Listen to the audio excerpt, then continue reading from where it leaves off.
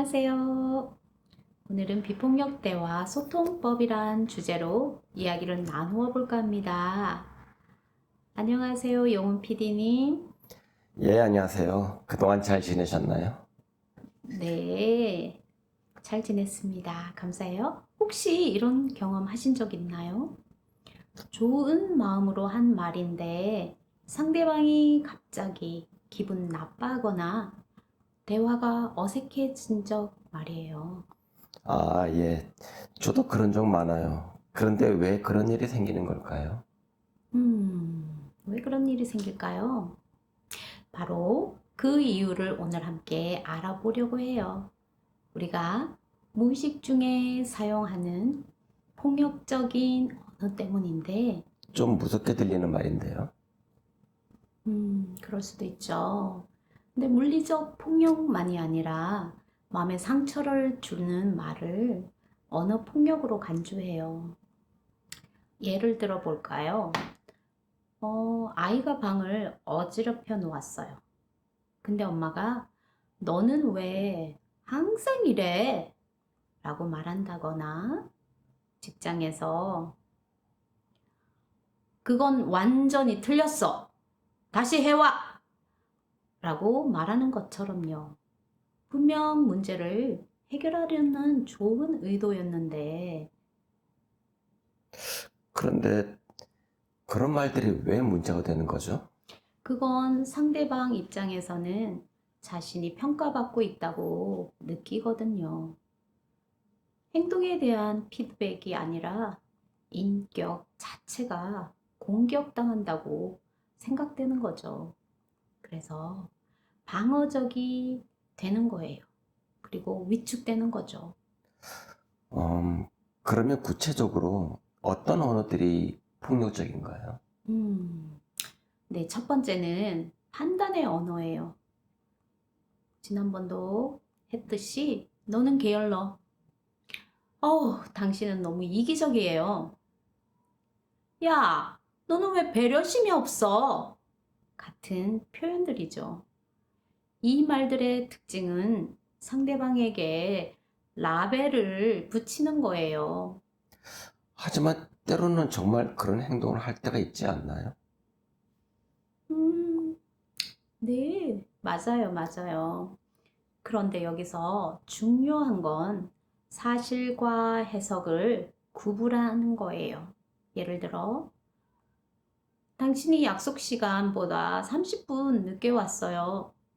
는 사실이지만 당신은 시간 약속을 안 지키는 사람이야. 라고 말하는 거는 그 사람이 내린 해석이거든요.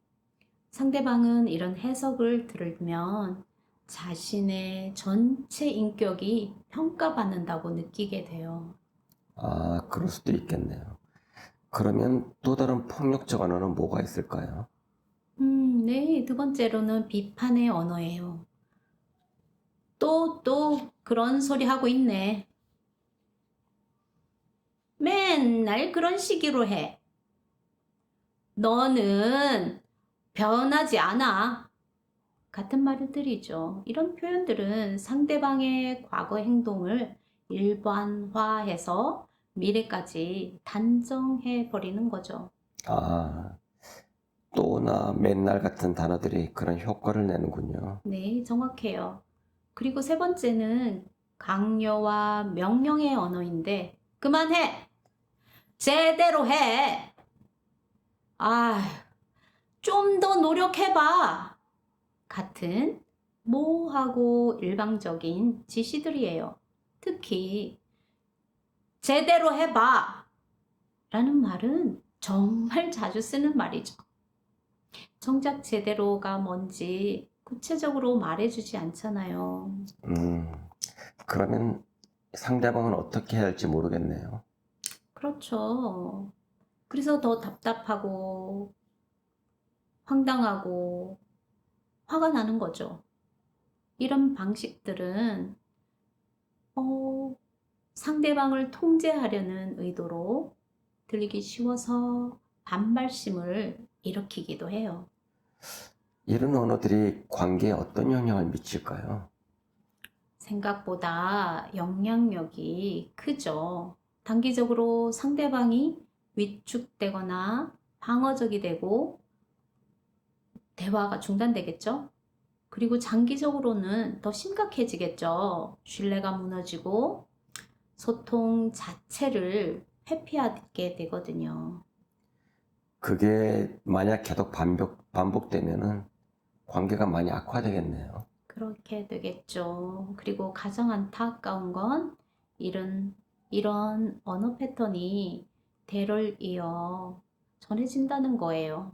부모가 아이에게 너는 맨날 왜 그러니? 라고 말하면 아이도 친구들에게 똑같은 방식으로 말하게 되거든요. 우리가 배운 유일한 소통 방식이 되는 거니까요. 그러면은 이런 패턴을 어떻게 바꿀 수 있을까요? 음, 우선 인식하는 것부터 시작이에요.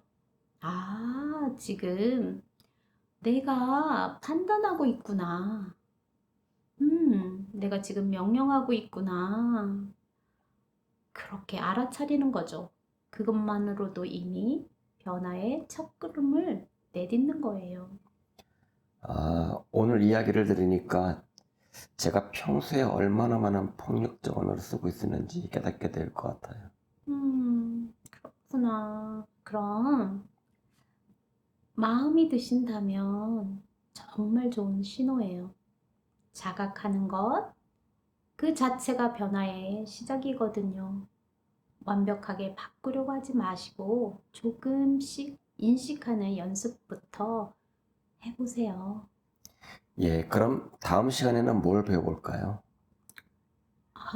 다음 시간에는 그럼 말의 칼날을